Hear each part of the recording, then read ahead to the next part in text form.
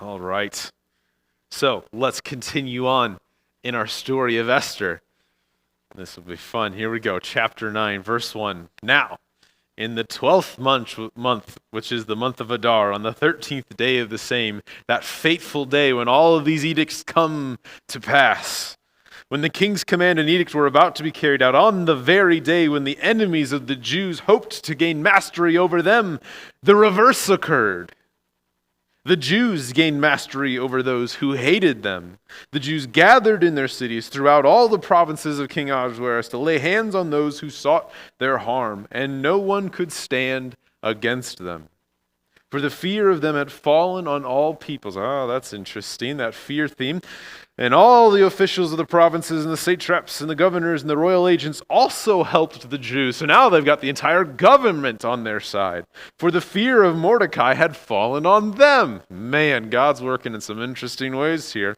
For Mordecai was great in the king's house, and his fame spread throughout all the provinces. For the man Mordecai grew more and more powerful.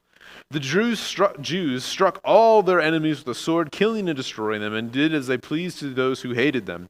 In Susa, the citadel itself, the Jews destroyed and killed and destroyed 500 men, and also killed, a lot of names I'm going to butcher here. Here we go. Parshandatha and Dalphon and Aspatha and Paratha and Adalia and Aridatha and Parmashta and Arisai and Aridai and Vaisatha, the 10 sons of Haman the son of Hammedatha, the enemy of the Jews, but they laid no hand on the plunder. Interesting. It was well within their legal right to take the plunder, but they didn't. That very day, the number of those killed in Susa, the citadel, was reported to the king. And the king said to Queen Esther, in Susa, the citadel, the kings have killed and destroyed 500 men, and also the 10 sons of Haman. What then have they done in the rest of the king's provinces? Now, what is your wish? It shall be granted you. And what further is your request? It shall be fulfilled. Just to take a second to recognize what's going on here. He's excited. The king is like, so many times I read through this, was like, oh wow, he's like, what are they doing? They're killing him. No, the king is excited about this. He's like, look what fun we're having. Look how successful your edict was, queen. What else can I do to serve you? This is the very same king who back in chapter 1 ordered his queen to come in front of his drunken buddies so they can, ogle her beauty and kind of use her as a commodity. And now he wants to serve his queen. Look at that reversal. Man. And Esther said, if it please the king, let the Jews who are in Susa be allowed tomorrow also to do according to this day's edict, and let the 10 sons of Haman be hanged on the gallows. So the king commanded this to be done. A decree was issued in Susa, and the 10 sons of Haman were hanged. And the Jews who were gathered in Susa also on the 14th day of the month of Adar, and they killed 300 men in Susa, but they laid no hands on the plunder. Again, that's repeated. They laid no hands on the plunder. Seems to be important. Now, the rest of the Jews who were in the king's provinces also gathered to defend their lives and got relief from their enemies and killed 75,000 of those who hated them. But they laid no hands on the plunder. Again, that's repeated. This was on the 13th day of the month of Adar. On the 14th day, they rested and made that day a feasting and gladness.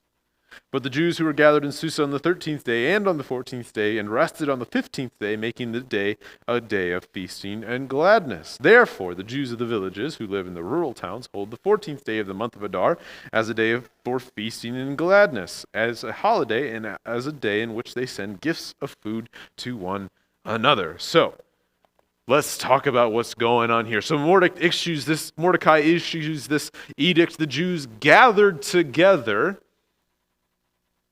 Interesting here because they were gathering together defensively, forming a unit so that when people attacked them, they were in a good position to defend themselves. And that's very interesting here, right? Because that is not what was necessarily implied in this edict. They could have gone out and sought out people, but instead, in order for anyone to come up against them, in order for them to fight against someone, they had to seek them out.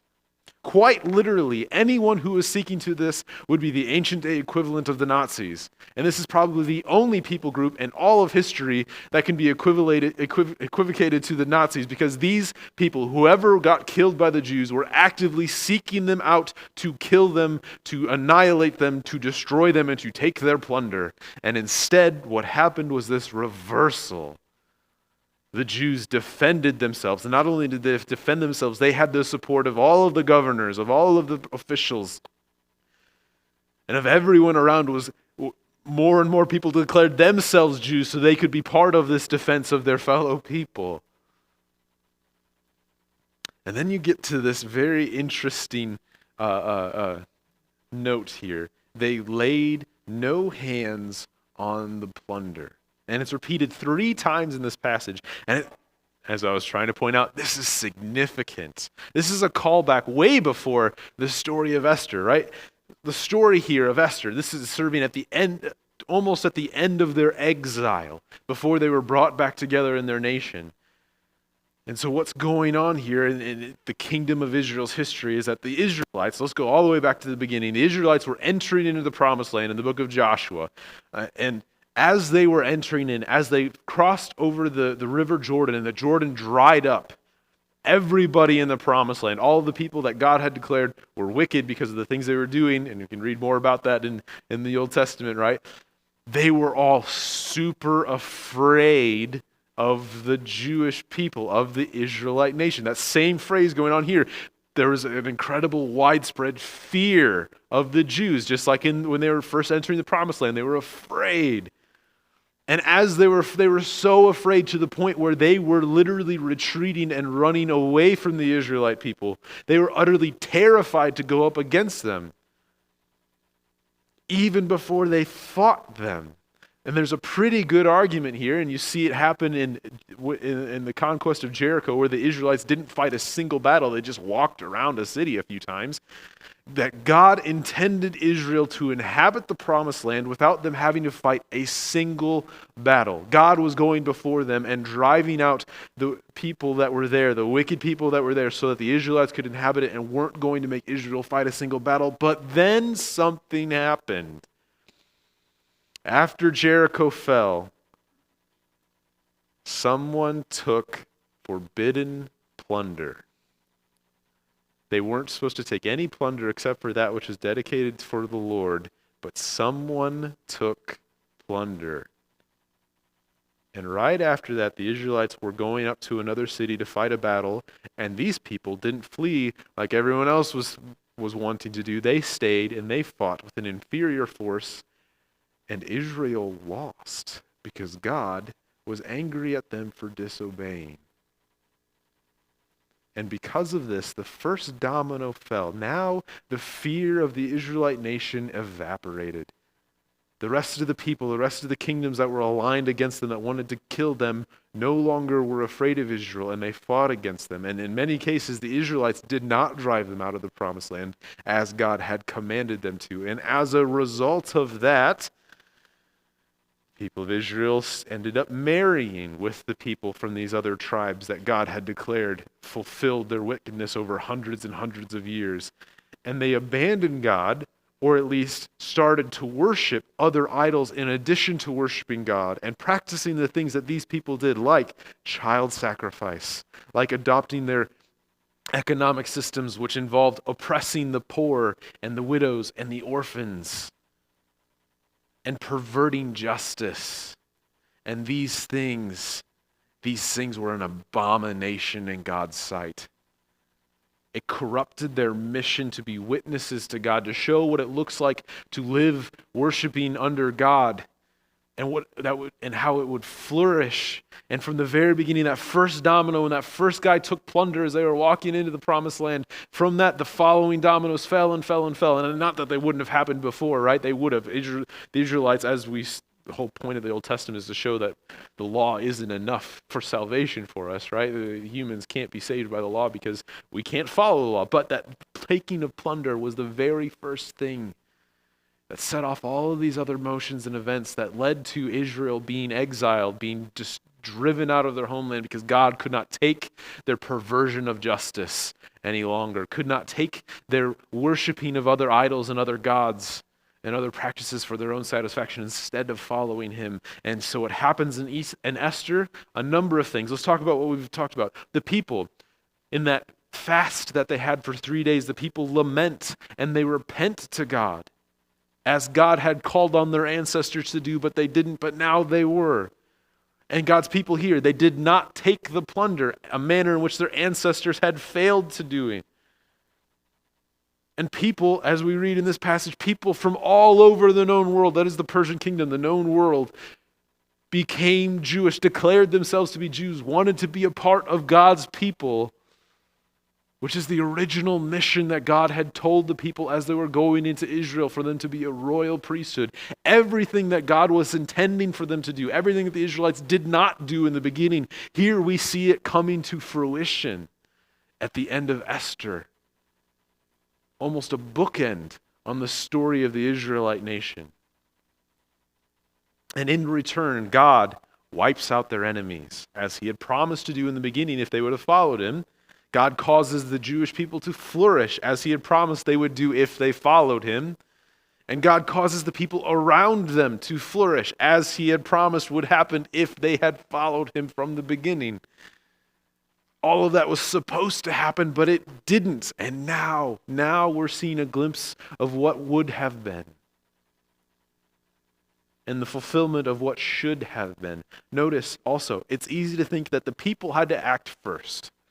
Then God would fulfill his promises, right? If the people followed him, then God works. But the people were only able to act, were only able to do this because God intervened through Esther and Mordecai. And this is true throughout the Bible, right? God's actions come first. God intervenes first. God provides first. Then we are called to follow him in response to what he's done, because he's enabled us to do what he's called us to do. The story of Esther is such a magnificent story, and it stands on its own as a story, right? We could only consider what's going on here in Esther, and there's so many themes that I'm not even covering today that are fantastic and beautiful and amazing works of God. But it takes on even more meaning, and even when you apply it to the context of the larger story that God is writing throughout the entirety of the Bible. God's intervention into the individual branches out to the community, because our stories are part of the larger story, first and foremost. And in order to see God's intercession in our own lives, we have to study and we have to understand and to see and become familiar with the larger story that God is writing, that he's writing in our towns here in St. Peter, that he's writing in our communities, in the St. Louis area, in our nation, in our world, in all of history.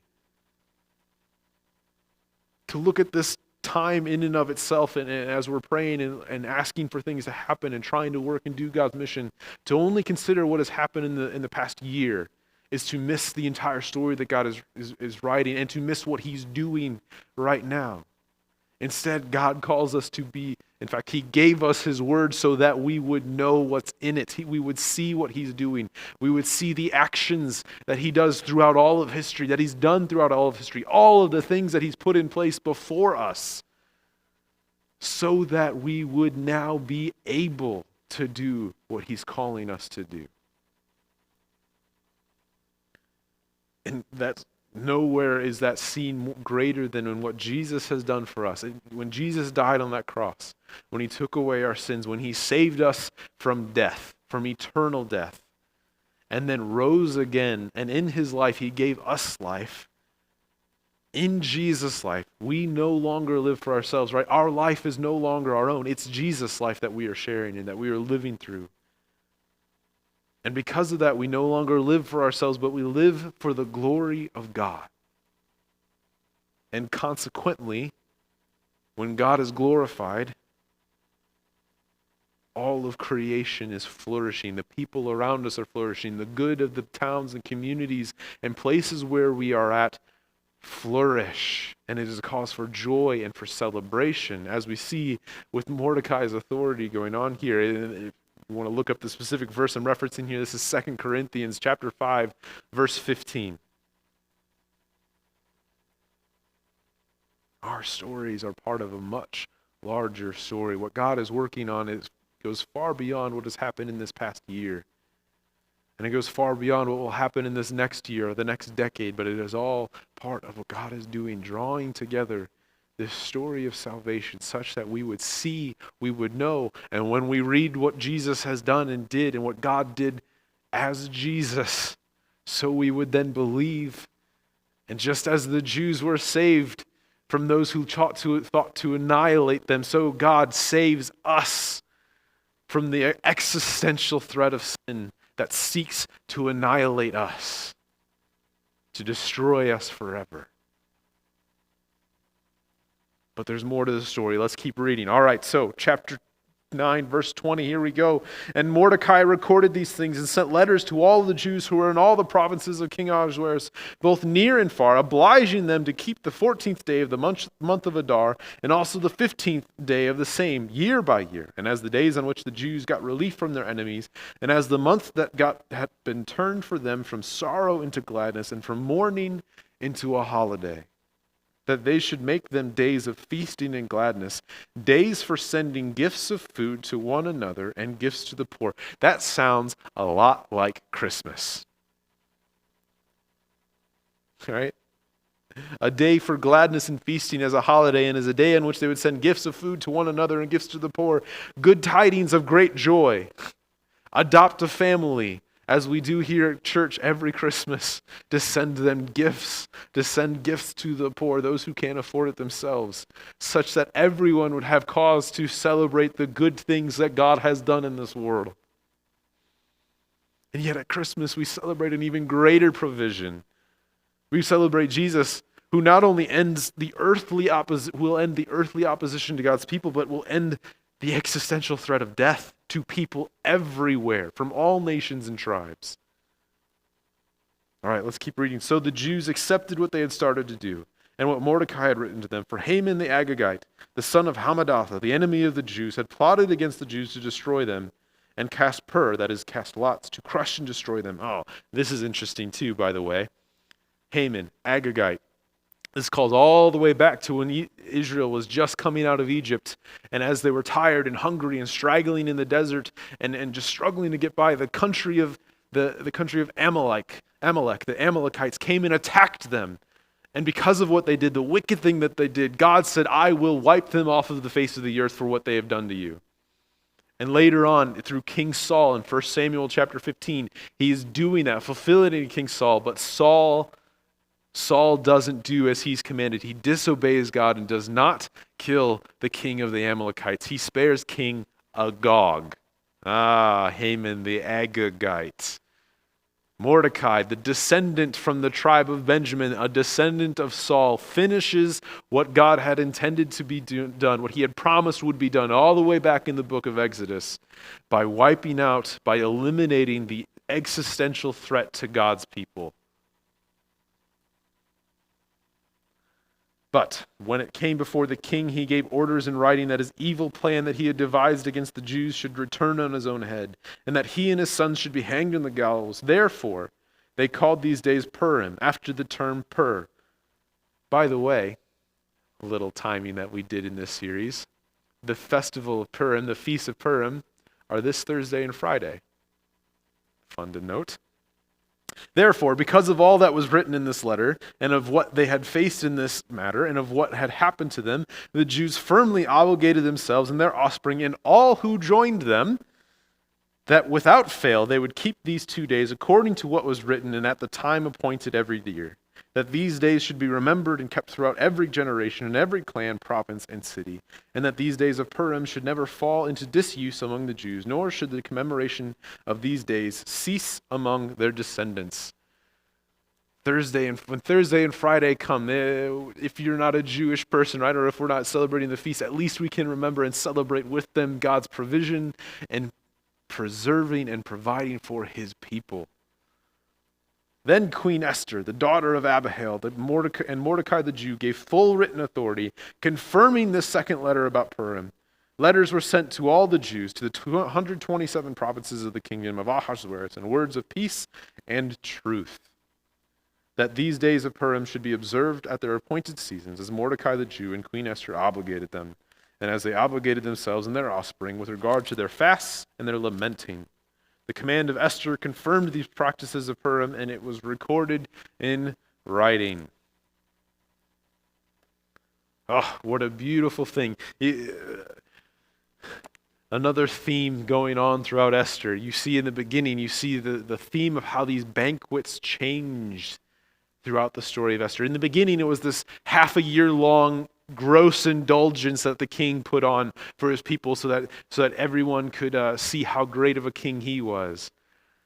And then it slowly shifted, and now he put on a feast for his queen Esther because he delighted in Esther so much. And then the people of Israel fasted. And they didn't fast. They withdrew from eating and from drinking for 3 days. And at that moment, the nature of these feasts changed.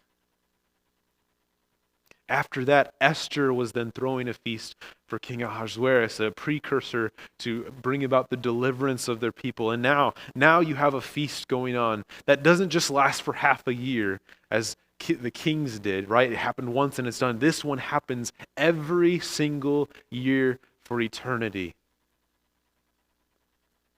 Such is the feast of God. It is not a one-time event that happens once and it's great and it's grand, but then it never happens again and remember how great that was. No, God loves to feast and to celebrate and to give his people a cause for joy and celebration. And he gives this as a reminder of his provision, which God provides so often in our lives. He has done so many times throughout history that we could be feasting every single day of the year and to remember all of the good things that God has done for us. God intervenes in the individual, as he intervened with Esther and intervened with Mordecai, as he intervenes with each of us for the good of the community, because our stories are not just our own. We are not merely individuals walking this earth. No, we are part of a community. We are part of creation.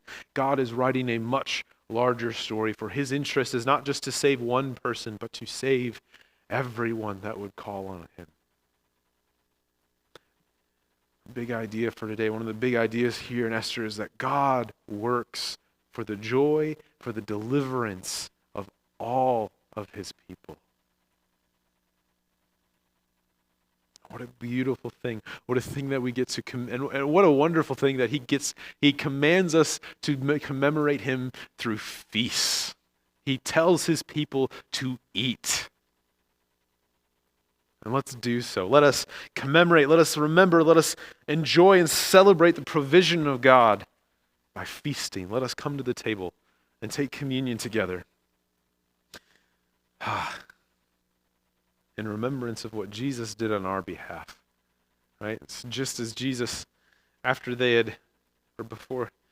had given thanks, took the bread and he broke it, saying, "This is my body broken for you. Take and eat in remembrance of me."